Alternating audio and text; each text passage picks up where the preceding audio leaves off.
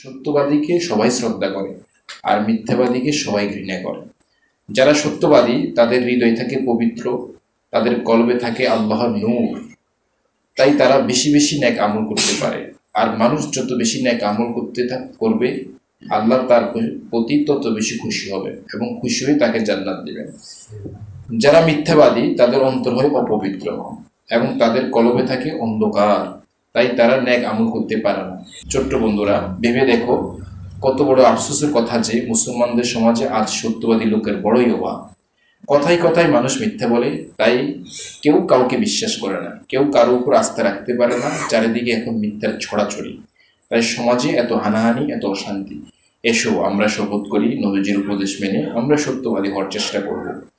যত ভয়ভীতি আসুক, যত বিপদ মুসিবত আসুক, সারা জীবন আমরা সত্য কথা বলবো, কখনো মিথ্যা কথা বলবো না। তাহলে দুনিয়াতেও আমাদের শান্তি হবে, আখিরাতেও শান্তি হবে। কয়েকটি হাদিসে নবীজি সাল্লাল্লাহু আলাইহি ওয়াসাল্লাম বলেছেন, হে লোক সকল, তোমরা আল্লাহকে ভয় করো এবং মৃত্যুকে বেশি বেশি স্মরণ করো। যারা মৃত্যুকে বেশি বেশি স্মরণ করে তারাই বুদ্ধিমান। আল্লাহর ভয়ে যার চোখে পানি আসে, আল্লাহ তার জন্য জাহান্নামের আগুন হারাম করবেন। তাকওয়া মানে আল্লাহর ভয়। যার অন্তরে আল্লাহর ভয় আছে সে কোনো গুনাহ করতে পারে না, বরং আল্লাহর আযাব থেকে বাঁচার জন্য সবসময় সে গুনাহ থেকে দূরে থাকে এবং বেশি বেশি নেক আমল করে। আর যে ব্যক্তি মৃত্যুকে বেশি স্মরণ করে সে কখনো চিরস্থায়ী আখিরাত সম্পর্কে গাফিল হতে পারে না, বরং ক্ষণস্থায়ী দুনিয়ার আরাম আয়েশ ও ভোগ বিলাসে লিপ্ত হতে পারে না, আল্লাহকে আমরা ভয় করব, কেননা আল্লাহ সর্বশক্তিমান। একদিন না একদিন আমাদেরকে মৃত্যুবরণ করতে হবে। কিয়ামতের দিন বিচারের জন্য আল্লাহর সামনে দাঁড়াতে হবে এবং সব কাজের হিসাব দিতে হবে। যারা আল্লাহকে ভয় করে আল্লাহ তাদের ভালোবাসেন এবং সাহায্য করেন। আমাদের সমাজে এত অন্যায় পাপাচার কেন, এত জুলুম অত্যাচার কেন? কারণ মানুষ আল্লাহকে ভয় করে না, আল্লাহর আযাব গজবের কথা চিন্তা করে না, মানুষ মৃত্যুকে স্মরণ করে না, আখিরাতের ফিকির করে না। তাই এসো নবীজির উপদেশ মতে এখন থেকে আমরা আল্লাহকে ভয় করি এবং মৃত্যুকে বেশি বেশি স্মরণ করি। নবীজি সাল্লাল্লাহু আলাইহি ওয়াসাল্লাম বলেছেন, আমার উম্মতের ৭০,০০০ মানুষ বিনা হিসেবে জান্নাতে দাখিল করবে, যারা সর্ববিষয়ে শুধু আল্লাহর উপর তাওয়াক্কুল করে। উলামায়ে কেরাম বলছেন, হতে পারে যে ৭০,০০০ এটাই ফিক্সড, অথবা এটাও হতে পারে যে ৭০,০০০ দ্বারা উদ্দেশ্য হলো যে অগণিত। অগণিত বলতে অর্থাৎ যারা এই গুণের উপরে থাকবেন, আল্লাহর উপরে যার তাওয়াক্কুল, সর্ববিষয়ে আল্লাহর উপর তাওয়াক্কুল থাকবে, এই ব্যক্তি বিনা হিসেবে জান্নাতে চলে যাবে। বুখারী মুসলিম শরীফের হাদিস। নবীজি সাল্লাল্লাহু আলাইহি ওয়াসাল্লাম আরো বলেছেন, যে ব্যক্তি আল্লাহর উপর তাওয়াক্কুল না করে মনের ইচ্ছে মতে দৌড়ঝাঁপ করবে, সে কোথায় গিয়ে ধ্বংস হলো আল্লাহ তার কোনো পরোয়া করবেন না। আর যে আল্লাহর উপর তাওয়াক্কুল করবে, জীবনের সব ক্ষেত্রে আল্লাহর হুকুম মতে আমল করবে, আল্লাহর আদেশ নিষেধ মেনে চলবে, তার সমস্ত প্রয়োজনের জন্য আল্লাহই যথেষ্ট হয়ে যাবে এবং তার দিলে সবসময় শান্তি ও প্রশান্তি থাকবে। তাওয়াক্কুল অর্থ জীবনের সব কাজ, সব বিষয় শুধু আল্লাহর উপর ভরসা করা। কেননা দুনিয়াতে যা কিছু হয় আল্লাহর হুকুমেই হয়, আল্লাহর হুকুম ছাড়া কিছুই হয় না। আল্লাহর হুকুম ছাড়া গাছের পাতাও নড়ে না। মানুষ যা কিছু পায় আল্লাহর খাজানা থেকে পায়। আসবাব বা উপায় উপকরণ হলো আল্লাহর কাছ থেকে আমাদের কাছে আসার মাধ্যম। যেমন ধরো, ছাদের উপরে টাঙ্কিতে পানি আছে, সে পানি নল দিয়ে গড়িয়ে আসে এবং কল দিয়ে পড়ে, আমরা তখন পানি খাই। টাঙ্কি থেকে পানি না আসলে নলের এবং কলের পানি দেওয়ার কি ক্ষমতা আছে? নাই। তেমনি আল্লাহ যদি তার ভান্ডার থেকে দান না করেন, তাহলে আসবাব উপায় উপকরণের কোনো ক্ষমতা নেই কিছু দান করার। নবীজি আরো বলেছেন, যখন তুমি কোনো কিছু চাবে তখন কোনো মানুষের কাছে না চেয়ে শুধু আল্লাহর কাছে চাবে। আর যখন তুমি বিপদে পড়ে সাহায্য চাবে তখন কোনো মানুষের কাছে না চেয়ে শুধু আল্লাহর কাছে সাহায্য চাবে।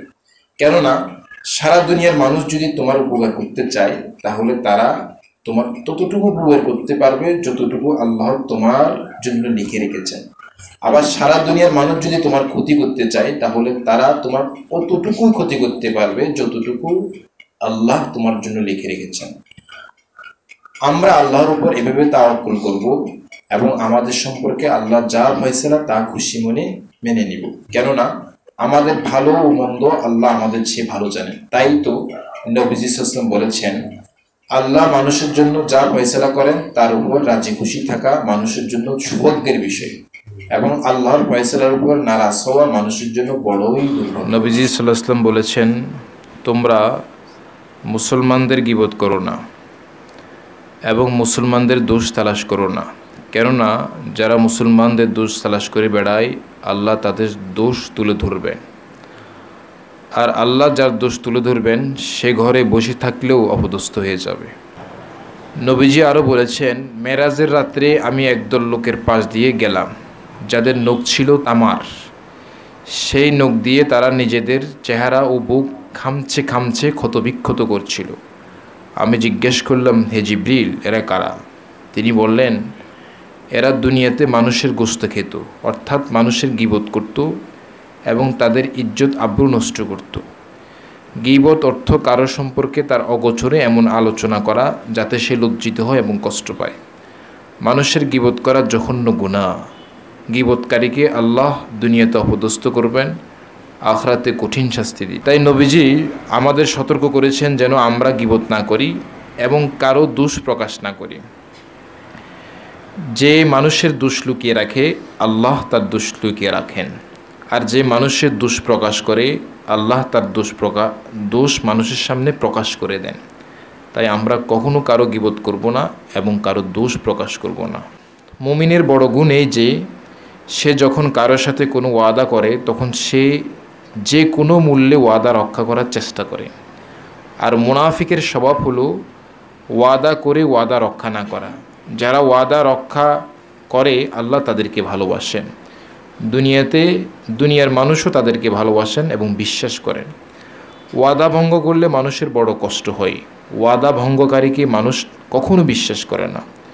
তাই নবীজি সাল্লাল্লাহু আলাইহি ওয়াসাল্লাম বলেছেন, আমাদেরকে ওয়াদা রক্ষা করার উপদেশ দিয়েছেন। একটি হাদিসে নবীজি বলেছেন, যার মধ্যে 6টি গুণ আছে আমি তার জান্নাতের জিম্মাদার হব। একটি গুণ এই যে যখন সে ওয়াদা করে তখন যে কোনো মূল্যে তা রক্ষা করে। সুবহানাল্লাহ। নবীজি আরও বলেছেন, যে ওয়াদা রক্ষা করে না তার মাঝে দ্বীনের কোনো হিস্সা নেই, অর্থাৎ সে দ্বীনদার ও ধার্মিক নয়। নবীজি আরও বলেছেন, মুনাফিকের একটা আলামত এই যে কারো সাথে কোনো ওয়াদা করার পর সে ওয়াদা সে রক্ষা করে না। ছোট্ট বন্ধুরা, বলো দেখি, যারা মানুষের সাথে ওয়াদা রক্ষা করে না, কথা দিয়ে কথা রাখে না, তারা কিভাবে মুসলমান হওয়ার দাবি করে? হাসরের মাঠে নবীজিকে কিভাবে তারা মুখ দেখাবে? আল্লাহ যেন আমাদেরকে ওয়াদা রক্ষা করার তৌফিক দান করেন। আল্লাহ যেন আমাদেরকে মুনাফিকের আলামত থেকে হেফাজত করেন, আমিন। নবীজি সাল্লাল্লাহু আলাইহি ওয়াসাল্লাম বলেছেন, যে ব্যক্তি বিনয় প্রকাশ করে আল্লাহ তাকে উচ্চ মর্যাদা দান করেন। সুতরাং নিজের চোখে যে ছোট হয় কিন্তু মানুষের চোখে সে বড় হয়, আর যে অহংকার করে আল্লাহ তাকে অপদস্থ করেন। সুতরাং মানুষের চোখে সে ছোট হয় কিন্তু নিজের চোখে বড় হয়, অথচ মানুষ তাকে কুকুর শুকুর চেয়ে তুচ্ছ মনে করে। অহংকারের অর্থ, অহংকার কাকে বলে? অহংকারের অর্থ অন্যকে ছোট মনে করা এবং নিজেকে বড় মনে করা, আর বিনয় অর্থ অন্যকে বড় মনে করা এবং নিজেকে ছোট মনে করা। অহংকার মানে আল্লাহ তাকে যেসব নেয়ামত দান করেছেন সেগুলো নিয়ে বড়াই করা এবং মানুষকে তুচ্ছতাচ্ছিল্য করা। অহংকারীকে আল্লাহ পছন্দ করেন না, তাই যারা অহংকার করে আল্লাহ তাদেরকে অপদস্থ করেন। আর আল্লাহ যাকে অপদস্থ করেন তার দুনিয়াও বরবাদ, আখিরাতও বরবাদ, জাহান্নাম হবে তার ঠিকানা। নবীজি বলেছেন, যার অন্তরে তিল পরিমাণ অহংকার আছে সে জান্নাতে যাবে না। তাই আমরা কখনো অহংকার করব না, নিজেকে বড় মনে করব না এবং মানুষকে ছোট মনে করব না। আমরা বিনয়ী হব, নিজেকে ছোট মনে করব, তাহলে আল্লাহ আমাদেরকে বড় করে দিবেন। সুবহানাল্লাহ। আল্লাহ ও তার রাসূলের নিকট সবচেয়ে গুরুত্বপূর্ণ বিষয় হলো নেক আখলাক ও সুন্দর চরিত্র। দুনিয়াতে আমাদের নবীজির আগমনের একটা বড় উদ্দেশ্য ছিল মানুষকে নেক আখলাক ও উত্তম চরিত্র শিক্ষাদান করা। মানুষের চরিত্র যদি সুন্দর হয় তাহলে তার নিজের জীবনও সুখের হয়, সমাজও তার দ্বারা শান্তি লাভ করে। আর চরিত্র যদি মন্দ হয় তাহলে তার নিজেরও জীবন অশান্তি হয়, সমাজও তার দ্বারা ফাসাদ শুরু হয়। এজন্য এখান থেকে বলতে চাই, একদম বাস্তব কথা হুজুর বলছেন, যে আমরা যারা এখন অশান্তির অভিযোগ করি, আমাদের সমাজে অশান্তি, ঘরে অশান্তি, আমি শান্তিতে নাই, তার নজর রাখা উচিত, তিনি নিজেকে দেখা উচিত যে ওনার আখলাক ঠিক আছে কিনা। রাসূলুল্লাহ সাল্লাল্লাহু আলাইহি ওয়াসাল্লাম যে চরিত্রের কথা বলছেন যে ধৈর্য শুকরের কথা বলছেন সেটা আমাদের মাঝে আছে কিনা। যদি নাই থাকে তাহলে তো নবী তো বলে দিয়েছেন সেখানে সুখ শান্তি হবে না। এটা তো হলো দুনিয়ার জিন্দিগির কথা। মৃত্যুর পর আখিরাতেও উত্তম চরিত্রের বিনিময় হবে জান্নাত, আর মন্দ চরিত্রের শাস্তি হবে জাহান্নাম। তাই নবীজি তার উম্মতকে নেক আখলাক ও সুন্দর চরিত্র গঠনের উপদেশ দিয়েছেন। তিনি বলেছেন, তোমাদের মাঝে সেই সবচেয়ে উত্তম যার চরিত্র সবচেয়ে উত্তম। তিনি আরও বলেছেন, যার চরিত্র যত উন্নত তার ঈমানও তত পূর্ণ। তিনি আরও বলেছেন, একজন মুমিন উত্তম চরিত্র দ্বারা দিনে রোজাদার, রাতে ইবাদত গুজার ব্যক্তির সমান ফজিলত ও মর্তবা লাভ করতে পারে। সুবহান। আমাদের নবীজি তাহাজ্জুদের নামাজে দোয়া করতেন, হে আল্লাহ, তুমি আমাকে উত্তম চরিত্র দান করো।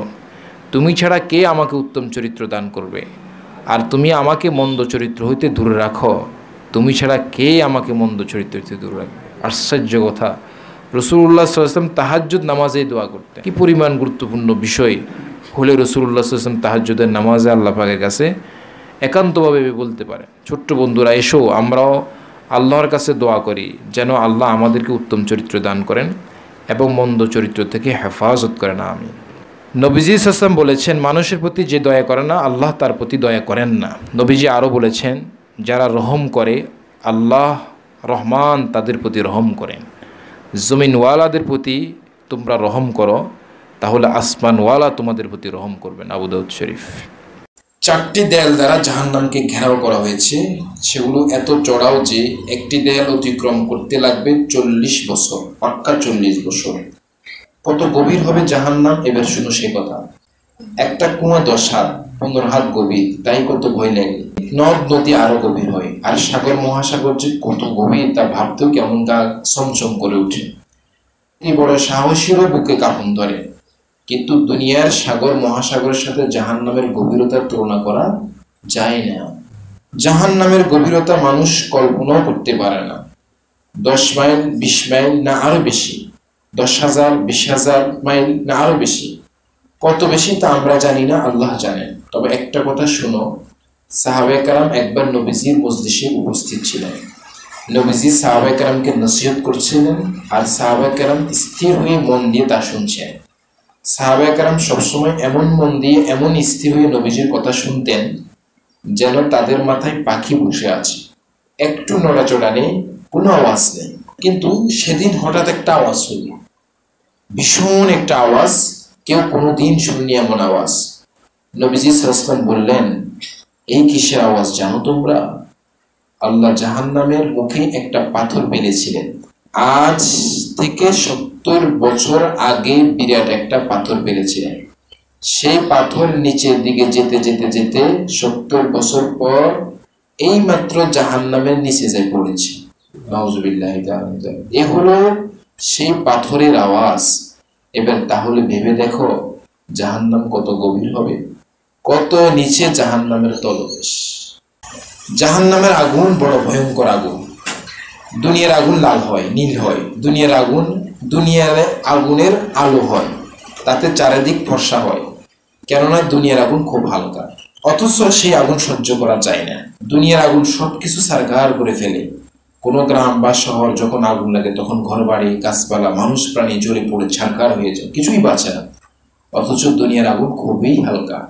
দুনিয়ার আগুন লাল হয়, নীল হয়, ফর্সা হয়।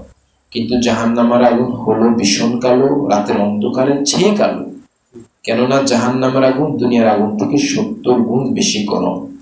তাহলে কিভাবে সহ্য করবে মানুষ জাহান্নামের আগুন? আল্লাহ যেন রক্ষা করেন জাহান্নামের আগুন থেকে আমাকে, তোমাকে, আমাদের সবাইকে আল্লাহ যেন রক্ষা করেন, আমিন। আমরা শুধু জানি জাহান্নামের জ্বালানি হবে মানুষ আর পাথর। দুনিয়ার আগুনের জ্বালানি হবে কাঠ, কয়লা, ঘেঁস কিংবা অন্য কিছু। কিন্তু জাহান্নামের জ্বালানি হবে মানুষ।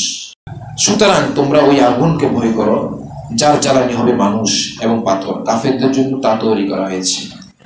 দূর থেকে জাহান্নামীদের দেখা মাত্র জাহান্নাম তর্জন গর্জন শুরু করবে।